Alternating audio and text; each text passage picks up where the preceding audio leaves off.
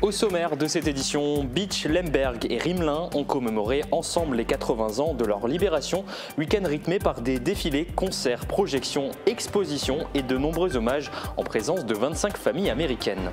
À Hersching aussi, le devoir de mémoire était à l'honneur. Samedi matin, la population a été conviée à l'église pour un exposé photo sur les événements de la libération du 15 mars. Par la même occasion, une fresque de plus de 80 mètres réalisée par des enfants a été dévoilée. Elle restera visible jusqu'au 23 mars. À Obergeilbach, les commémorations ont débuté par une cérémonie religieuse suivie d'un dépôt de gerbes au monument aux morts. Dans leur discours, les élus français et allemands ont célébré l'amitié franco-allemande et ont rappelé l'importance de la paix en écho au conflit en Ukraine.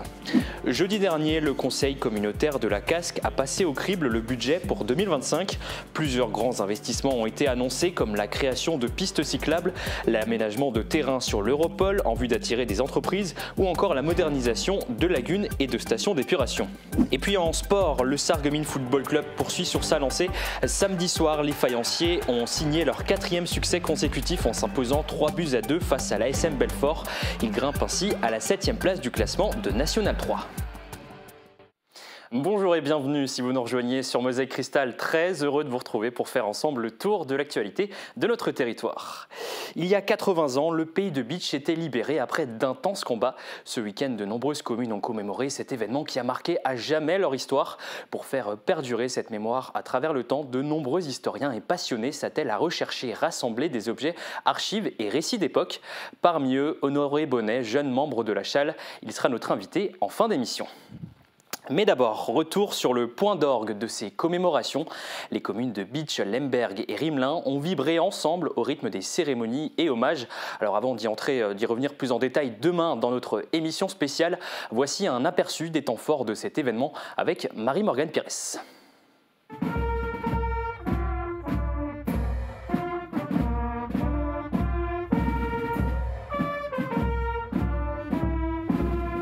At the Maginot Line, Shisek is the name of the bunker. 25 familles américaines en immersion dans le pays de Beach sur les traces de leurs parents ou grands-parents qui se sont battus pour ce territoire.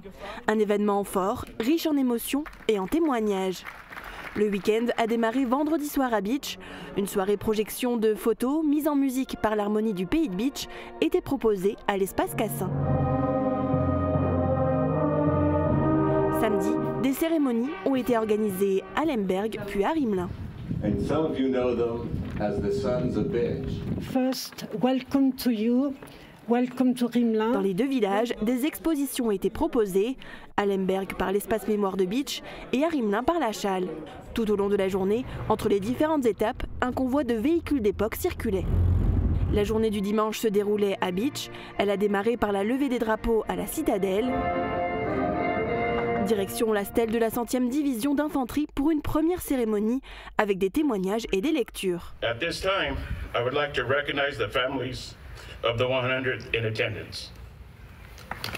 Deux autres cérémonies ont été organisées sur la place de la Légion d'honneur, puis sur la place d'Armes. Ces hommes venus d'un autre continent sont morts pour une terre qui n'était pas la leur. Au 32 rue Tessier, un hommage a été rendu au capitaine Garahan en reproduisant une photo mythique avec le drapeau américain de l'époque. Direction enfin à l'espace Cassin pour assister au concert de l'orchestre de chambre de la Grande Région.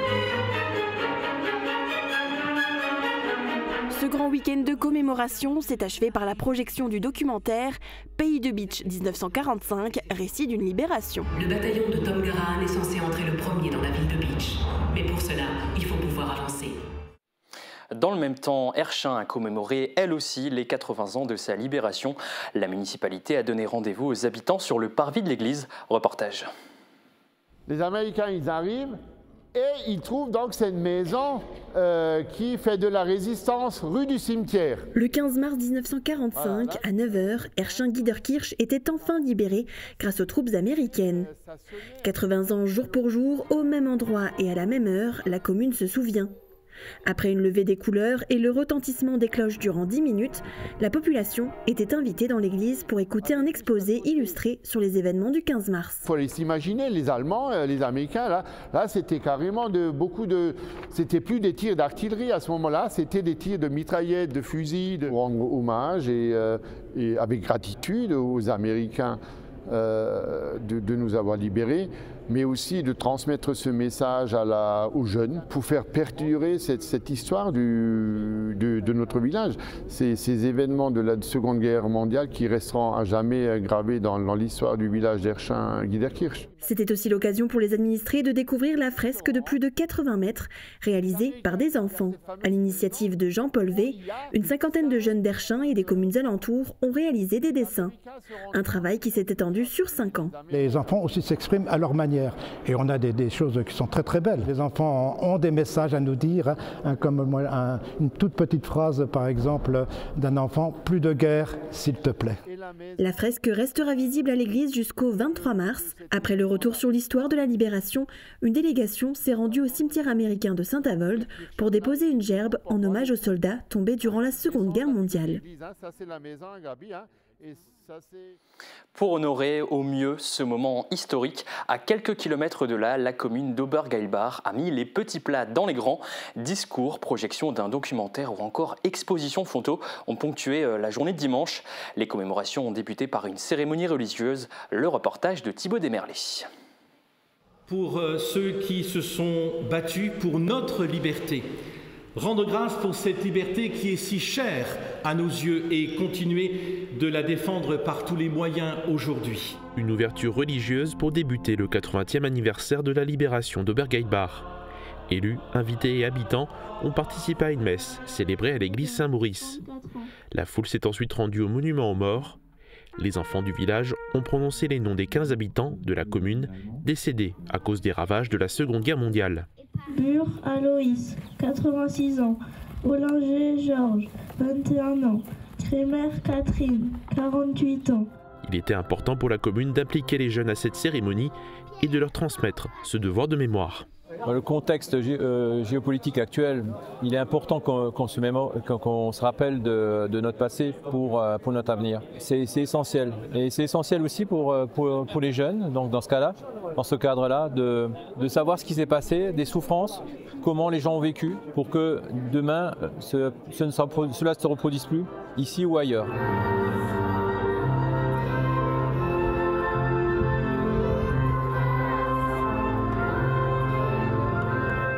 Après plusieurs dépôts de gerbes, le cortège s'est ensuite rendu à la salle polyvalente. Plusieurs discours ont été prononcés. Une délégation allemande s'est déplacée pour l'événement. L'arrivée des troupes alliées signifiait la fin d'un régime de terreur et ouvrait la voie à la reconstruction, non seulement pour le pays Bitch, mais aussi pour l'Allemagne et de l'Europe. Aujourd'hui, nous nous souvenons de sacrifices consentis par tant de personnes, soldats, civils, résistants et victimes innocentes, qui ont payé un prix élevé pour que nous puissions vivre aujourd'hui en paix. La célébration s'est poursuivie dans l'après-midi avec l'inauguration de l'exposition Souvenirs et la projection du film Le Printemps de l'Espérance de la Chale, la Société d'histoire et d'archéologie de la Lorraine. Aussi des personnes qui ont œuvré pour notre liberté. Dans le reste de l'actualité, les enjeux budgétaires ont émaillé le dernier conseil communautaire de la Casques. On en parle en détail avec Guillaume Dumonteil.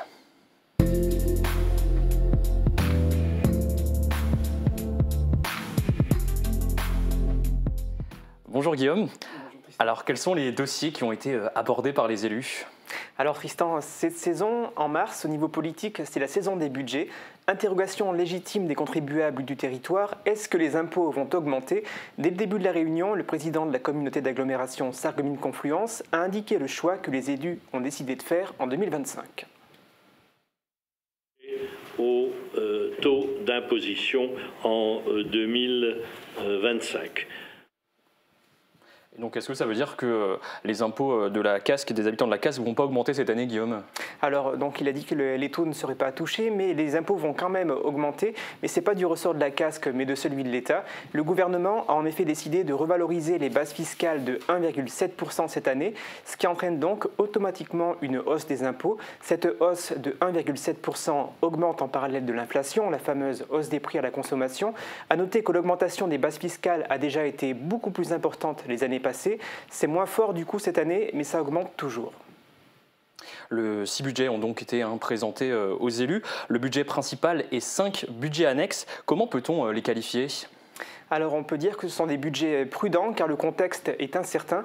La loi de finances n'a été adoptée que tardivement le 6 février et il y a encore des inconnus. Les élus de la Casque ne savent pas par exemple dans quelle mesure l'Interco sera impacté par le FPIC, le DILICO, ni ce que la Casque touchera comme DGF cette année. Alors tout ça ce sont des acronymes mais croyez-moi si je commence à indiquer les mots qui se cachent derrière ces lettres on comprendra encore moins ce que je raconte. Pour résumer on peut dire qu'il s'agit de ce que la Casque verse et reçoit comme argent de la part de l'État. Il y a en effet un rapport de vase communicant entre les collectivités avec des échanges de fonds entre les unes et les autres. Cela s'observe également entre la Casque et les communes membres situées sur ce territoire. Ces dernières espèrent recevoir de l'argent pour investir ou pour équilibrer leur budget de fonctionnement. Et alors, est-ce que la Casque sera généreuse avec ses communes membres cette année ? Alors là aussi, difficile de se prononcer. En tout cas, la Com d'Aglo, la grande collectivité locale, si on veut, ne va pas oublier ses petites sœurs. Roland Roth l'a indiqué, écoutons-le. Alors, nos actions en matière de solidarité intercommunale sont maintenues à l'identique dans ce budget. Je rappelle, prudence oblige, ce qui ne nous empêchera pas, quand nous serons en possession de toutes les informations que nous attendons, d'évaluer la possibilité d'attribuer, comme l'année dernière, une dotation de solidarité complémentaire qui répondrait à certaines attentes.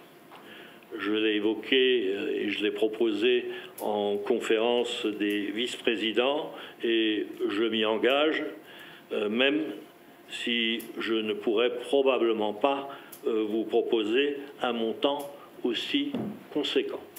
Rappelez-vous que nous avons doublé notre dotation de solidarité l'an dernier, et doubler, ça signifie passer de 2 à 4 millions d'euros. Alors, compte tenu de ce qui vient d'être dit, même si parfois les faits sont contraires aux prévisions, en 2025, les communes ne devraient pas toucher autant d'argent en ce qui concerne cette dotation de solidarité communautaire exceptionnelle. Guillaume, que faut-il retenir en matière d'investissement ? Alors, comme je ne rentre pas dans l'analyse détaillée des différents budgets pour ne pas provoquer une avalanche de chiffres, je ne vais citer que quelques investissements parmi les plus significatifs. En 2025, la Casque veut investir plus de 1 800 000 € dans les pistes cyclables, 735 000 € dans la Maison de l'Eau et la Friche Pierron, 635 000 € dans les gymnases et notamment le Bliss Park, ou encore 150 000 € dans le centre nautique de Sarreguemines, compte tenu des mesures qui seront prises cette année pour répondre aux dégradations importantes constatées dans la structure du bâtiment. On a déjà eu l'occasion d'en parler dans notre JT. Oui, avec la mise en place d'un accès restreint au centre nautique dès le mois de juillet. Et ouais, je le rappelle, à partir de cette date, seul le bassin sportif le plus récemment créé sera utilisable par les nageurs. Une réflexion est en cours aussi pour savoir si en été, les bassins extérieurs pourront aussi être ouverts au public. En raison du dysfonctionnement et du fonctionnement restreint de la structure, les élus communautaires ont décidé de modifier la grille tarifaire. Les abonnements annuels et les tickets comités d'entreprise sont supprimés. Les abonnements trimestriels et mensuels vont progressivement disparaître et des dates de validité au 30 juin 2025 vont être instaurées pour l'ensemble des produits 10 entrées piscine, mais également pour les abonnements en heure de l'espace détente. La situation de la piscine est réellement problématique. La sécurité des usagers serait en jeu, ce qui explique cette décision de diviser par 2 la surface en eau utilisée. La construction d'une nouvelle piscine est à l'étude. Cela nécessiterait un investissement de 26 millions d'euros. Un tel équipement n'apparaîtrait pas du jour au lendemain. Le maire de Sarreguemines et premier vice-président de la Com d'Aglo a pris la parole pour rappeler l'importance de pouvoir accéder à une piscine pour les usagers. Plus notre population pourra accéder à l'eau, moins il y aura de fermetures, mieux ce sera. C'est quelque chose qui nous semble essentiel, un service essentiel pour tout le territoire. Et il est essentiel que le maximum soit fait en ce sens. La sécurité, tu l'as évoqué, c'est un point essentiel pour moi. Aucune raison aujourd'hui ne serait valable pour mettre en danger la vie des usagers. Il vaut mieux aller construire ailleurs. Il faut rapidement que la ville de Sarreguemines puisse me dire voilà un terrain qui est disponible, et à partir de ce moment-là, eh bien, nous ne perdrons plus de temps. Il faut s'engager rapidement dans une nouvelle construction. C'est comme ça que je vois les choses. Autrement, en matière d'investissement, pour pallier à un manque non pas d'eau mais de blouse blanche, un conseiller communautaire de Sarralbe a pris la parole. Les intercommunalités voisines, à savoir Warnes, Saint-Avold, Cazat, Forbach et les intercommunalités Bouzonville, Frémin, Merlebach, apportent toute une aide à l'installation des médecins dentistes à hauteur de 15 000 €. Il aurait été opportun que la CASC s'engage dans la même démarche, vu le manque de médecins, et tout particulièrement dans des petites communes à caractère un peu rural. C'est une remarque qui peut être faite. Nous sommes en plein dans le sujet, puisque nous sommes en train d'élaborer notre contrat local de santé, et dans ce cadre, ça a déjà été évoqué, effectivement, ce n'est pas à exclure. Cette question a été posée, et donc on va se déterminer par rapport à ces différents axes, notamment par rapport à l'accès aux soins, par rapport aux aides que les collectivités peuvent faire par rapport à l'attractivité, par rapport à la manière d'attirer des professionnels.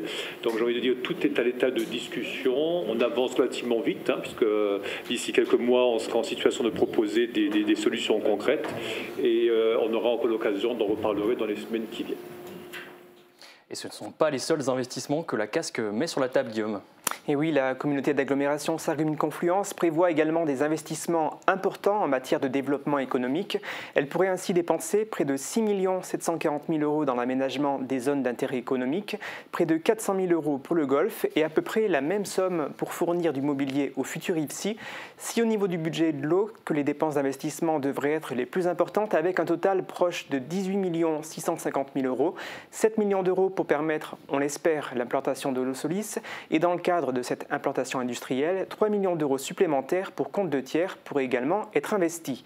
Quelques derniers chiffres pour terminer. En matière d'investissement, toujours, mais au niveau de l'assainissement, la CASC va investir 3 millions d'euros pour des travaux sur les réseaux de collecte, 2 600 000 € pour la modernisation des lagunes et des stations d'épuration, ou encore, en matière de mobilité, cette fois-ci, la CASC entend dépenser 3 240 000 € dans le cadre du renouvellement de sa flotte de bus GNC. Et GNC, Tristan, qu'est-ce que ça signifie ? Alors là, Guillaume, tu me poses une colle. Alors GNC, ça veut dire gaz naturel comprimé. Merci Google. Quand j'égrène comme ça les investissements et les millions d'euros dépensés, on pourrait se dire, mais d'où vient cet argent que la CASC mobilise? Alors pour financer toutes ces dépenses, autant en matière de fonctionnement qu'en matière d'investissement, la CASC a le même niveau de recettes engrangées de l'autre côté. Donc de l'argent récolté par le biais de taxes, d'emprunts, de subventions, de dotations ou de participations. Bref, tout ceci est bien cadré et bien ficelé comme dans n'importe quel budget de n'importe quelle collectivité qui se respecte. Merci beaucoup Guillaume pour toutes ces informations. On enchaîne avec un tout autre sujet. Ce week-end, les passionnés d'histoire avaient rendez-vous au parc de Bliesbrück-Ranheim pour les journées de l'archéologie en Lorraine.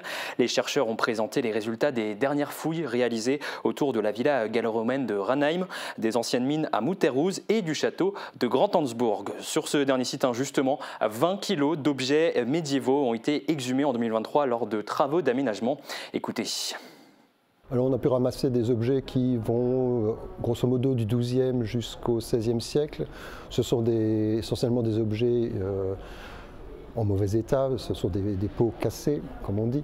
Il y a aussi quelques instruments en métal qui sont liés à la vie quotidienne dans le château fort, justement entre le XIIe et le XVIe siècle. Mon coup de cœur, ça a été un carreau de poêle vernissé, donc un élément de Korolov, comme on dit, qui représente une dame sauvage à la licorne.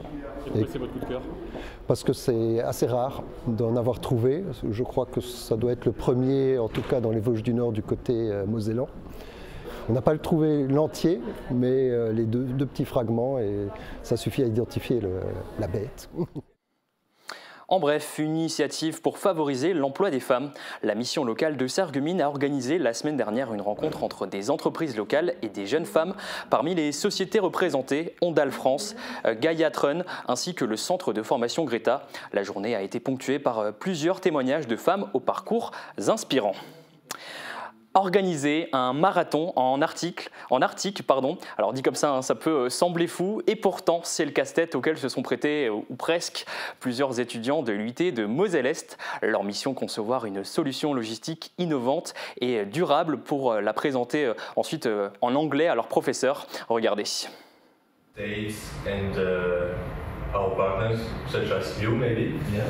4 jours de préparation pour présenter un projet tout en anglais.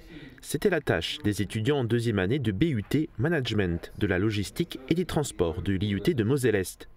Divisés en plusieurs groupes, ils ont passé leur soutenance vendredi.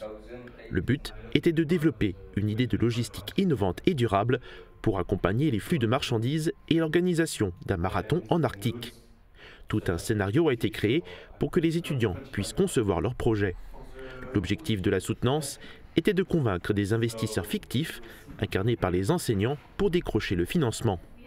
Un exercice technique et linguistique qui leur a permis de travailler différentes thématiques, comme la gestion budgétaire ou la réglementation du transport maritime. Allez, on ouvre une page sport à présent. C'est ce qu'on appelle une remontada. En seulement quelques semaines, le Sarreguemines FC a gagné plusieurs places au classement. L'équipe n'a connu aucune défaite en 8 matchs. Nouvelle victoire à domicile face à l'ASM Belfort samedi dernier. Le résumé de la rencontre par Marie-Morgane Pires. On n'arrête plus les Bleus de Sarreguemines. Le SFC a remporté sa 4e victoire consécutive face à l'ASM Belfort, 3-2. Le match a pourtant débuté avec l'avantage des adversaires. Belfort a ouvert le score à la 23e minute suite à un coup franc. Mazraoui a égalisé à la 37e minute.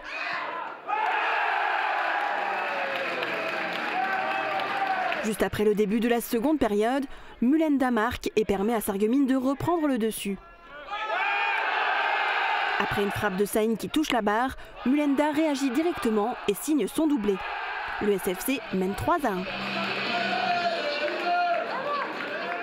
Dans les tout derniers instants du match, Belfort réduit le score 3-2, mais ça ne suffira pas.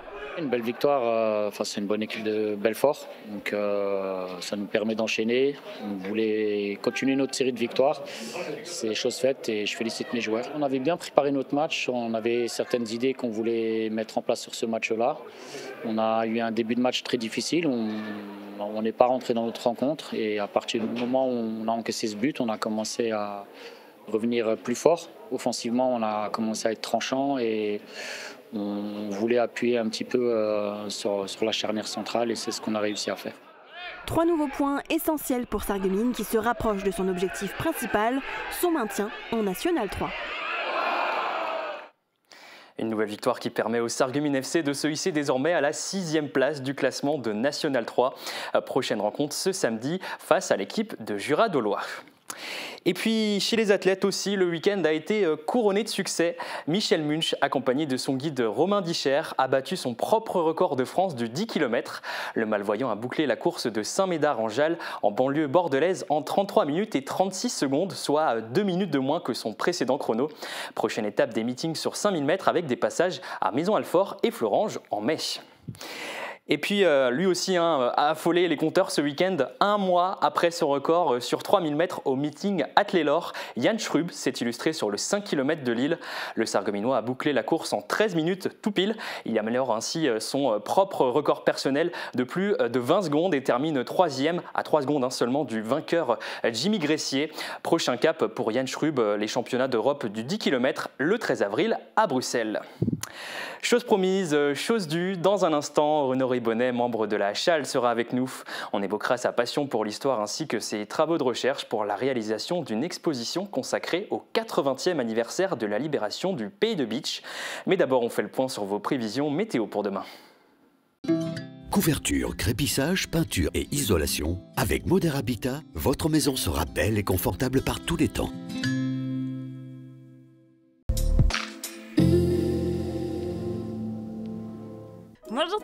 c'est une très belle journée qui nous attend pour demain. Le soleil sera bien présent dans un ciel sans nuages. Côté température, les minimales iront de -1 à 0 degrés et les maximales de 9 à 10 degrés. Demain, nous fêtons les Cyril et il fera jour de 6h37 à 18h41. Passez tous une belle journée et à demain!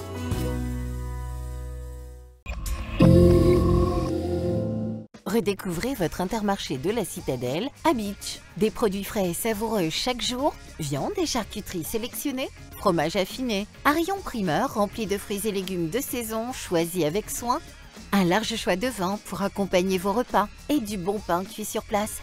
Intermarché, tous unis contre la vie chère. Les voix sauvages se font entendre avec Mireille de Plate. Retrouvez tout au long de l'année à Sarreguemines de nombreux temps forts autour de la langue francique. Spectacles, conférences, projections, rencontres, ateliers, visites, expositions et bien d'autres surprises sur une thématique rugissante. Le Plate à Sarreguemines se vit au quotidien. Programme complet sur plate.sarreguemines.fr. Préparez-vous pour une nouvelle aventure avec Hopla. Cette semaine, cap sur Olvin, je vous ai dégoté un petit gîte orienté bien-être et détente. Mais cette maison recèle bien d'autres trésors, une salle de cinéma, mais aussi une salle de jeu qui abrite pas moins de 40 flippers.